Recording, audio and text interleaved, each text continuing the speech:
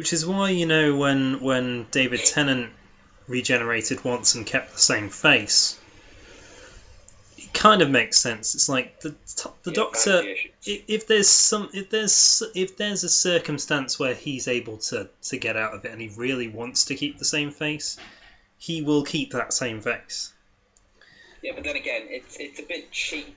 It's a cheap way of saying, "Oh no, the Doctor's about to regenerate." No. No, what it was that wasn't it like 3 weeks earlier, David Tennant had announced that he was leaving the show, and then he did that, and it's just like, wait a minute, aren't you leaving? Yeah, it's like, wait a minute, is he leaving? Is he leaving right now? What? The next Doctor hasn't been announced, and it would have been a really cool way to introduce a new Doctor, because no one would have known who it's going to be. But the reason why...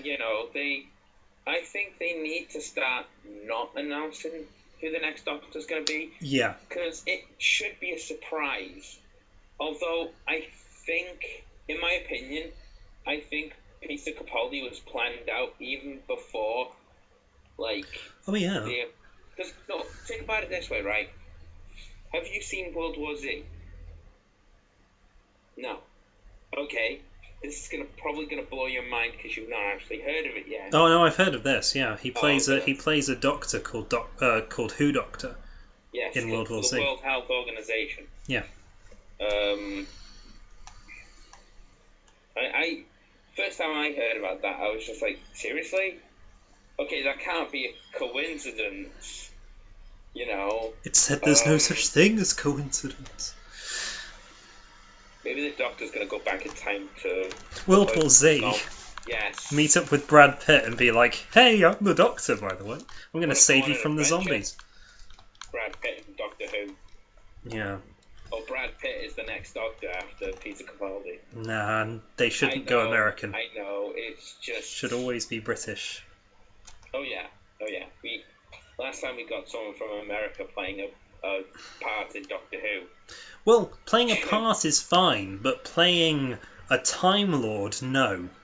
Or playing a major villain. Or playing a major villain, okay. Henry Van Staten works quite well. Yeah. Henry Van Staten worked quite well. But that's because he was an American from the start. So if an American is playing an American in Doctor Who, that's fine. But if an American is... Wasn't that in Daleks in Manhattan? No, that was in... no, not Daleks in Manhattan. I'm talking about Dalek. Daleks in Manhattan. Probably one of the worst Dalek episodes ever made. Oh, yeah. Ever. Dalek Sec shoving that guy up his own ass. I've seen enough hentai to know where this is going. So I think the worst actual Doctor Who episode in the revival series has to go to Love and Monsters. Because I really like the concept of Doctor Light episodes. It's the first one. You don't really get you don't really get the Doctor in the episode. You only see maybe like one or two glimpses of him, or maybe even like a message he's sending to someone, like in Blink. Yeah. Which was really cool because they could do that. They could do all of David's parts in 2 days. Yeah, and it was genius. It was absolutely amazing. I loved that episode, and it introduced the Weeping Angels. Everyone loves Weeping Angels. Apart from the ponds. Well, they did live the remainder of their lives. But they lived to death, yeah. They lived to death, yes. But they lived in a separate time, but they couldn't actually go back for them. Yeah. Oh, they could have. Could they? No, the Doctor couldn't. River could go back and visit. But the Doctor could never go back because not only did he then read the last page. For one thing, he read the last page, and the last page said that they died happy. That they lived happy without him. So it's like, okay, so he never went back to visit them. Then that's written. It was a good way to kind of get rid of them. You really hope they don't bring them back because. No, I don't. I hope that they don't bring the ponds back. I liked the way that they left the ponds, and the cameo in Time with the Doctor was perfect because he was just remembering Amy rather than she actually came back, which is a good way to bring back old companions. It felt very reminiscent of when the Fifth Doctor regenerated. I think Moffat should leave soon. Oh yeah, because Russell T Davies was around for a while, and Moffat's been around for the. As much as I love Russell T Davies, he did have some bad things going for him. So, yeah, when Russell T Davies was good, he was good. When he was bad, he was awful. I think, yeah, he was the one who did Love and Monsters, wasn't he? Yeah. Evil incarnate. He was, yeah. He was also responsible for other episodes, like the Slovene two-parter. Oh, okay, the Slovene. If they took out the whole farting thing, then they just redesigned the monster. It would have been better. Yeah, redesign the monster, take out the farting, and it would have been a very good episode. Yeah. Yeah. And not having the fake alien be a pig, have it be the Doctor recognises it as a farm animal from a distant planet. Yeah. So it's an alien, but it's not a higher form of alien, so it's a fake. I mean, the perfect episodes in that series are Dalek, The Unquiet Dead, the gas mask zombie two-parter. Mummy. Yeah. And actually part 1 of the finale. That two-parter. Part 1 of the finale two-parter was very good. Part 2 was just a bloodbath with a Deus Ex Machina at the end of it. Yeah, when Rose becomes a god. and Mr. Harkness comes back. Becomes something that just can't die. Yeah. Yeah. Which ruins the suspense of his character, really, because now it's like, oh, I can throw myself into any situation, I'll be fine. There's a bit in Children of Earth where he's in a prison cell, and then they fill his prison cell full of cement, so they like encase him rather than kill, because they find out that they can't kill him, so they encase him in cement. So it's like, okay. And then Torchwood, to get him out, they just drop the cement off a cliff. Just like... It's like, okay. I'm pretty sure that even if he can't die, that would pretty much, like, shatter his body apart. Maybe. But then again, you've got to have that suspension of disbelief. Oh yeah, I mean, it's a show about time travel and aliens and stuff. But I believe all of that stuff's true, so, you know. There's a line. That's the thing about Russell T Davies. There's no line to his writing. His episodes have no limit to how far-fetched they become. Yeah. Like the 2 series finales that just ruined it for me. Well, the 3 series finales that ruined it for me were I Love Utopia and The Sound of Drums. I love those episodes. Brilliant.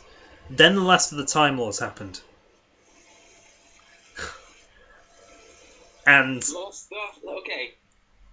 of the Time Lords, that was actually my favourite finale. I loved it just because the master, John Sim, was perfect. Yeah, but... can't get much better than John Sim. But the whole... you know what, I've actually forgotten her name. Martha Jones.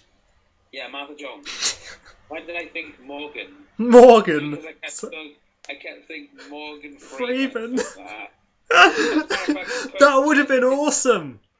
But yeah, it's just really weird how her name is actually quite close to Morgan Freeman's. Freema Agerman, whatever. Freema Agerman, how Martha, it is pretty weak how Martha Jones just goes all the way across the planet just to tell people one thing, and that's Doctor. Everyone chanted the Doctor's name, and somehow he becomes a god from it. Yeah. He becomes a god. That's just too much. No, what was too much? The thing that the Doctor whispered in her ear were 3 words. Use the countdown. What countdown? He didn't have enough time to whisper, okay, in about a year, the Master's going to have a countdown to launch all this big fleet that he's going to create. You go round the world for a year, tell everyone this story, blah, blah, blah, blah, blah, blah, blah, and tell them to chant my name at this specific time using this countdown, then I'll turn into a god and save everyone. You got that, Martha? Okay, off you go. The conversation that they have in the actual episode lasts for 2 seconds, and it literally is, use the countdown. As if that's like... What would have been better? We established that David Tennant's Doctor uses telepathy quite a bit more than other Doctors. If we'd have seen a clip with him telepathizing, using his telepathy on Martha for a split second before she then stands up and teleports. Vulcan mind meld. Well, pretty much, yeah. A Doctor mind meld. Time Lord mind meld. Time Lord mind meld. If he'd have used the mind meld on Martha, then that would have been better than just use the countdown. But anyway, he wouldn't have known that countdown existed because it didn't exist yet. It was something that was brought in the last few minutes of the Master's plan. And then, of course, the Journey's End happened. Journey's End was actually considerably better. Was actually really, really good, to be honest. Come on, you know for a fact that Daleks could pull off that crap, and you know they're gonna try to make something that will wipe out all reality. Yes, they yes. Are pretty much xenophobic, genocidal pieces of poo. Yes, I do agree, and I liked the tie-in with the Dalek invasion of Earth as well, that the fact that they were trying to move the Earth back then in William Hartnell's era was to create this big reality bomb as well. I liked that tie-in. Also, but the thing that we established that Davros is in a place called the Vault, so he's a prisoner or a pet. He somehow is giving the Supreme Dalek orders, even though he is a prisoner or a pet. So he's in charge, but he's in the vault. But to have a computer console in this prison vault place, where there is a button on this console that can blow up all the Daleks...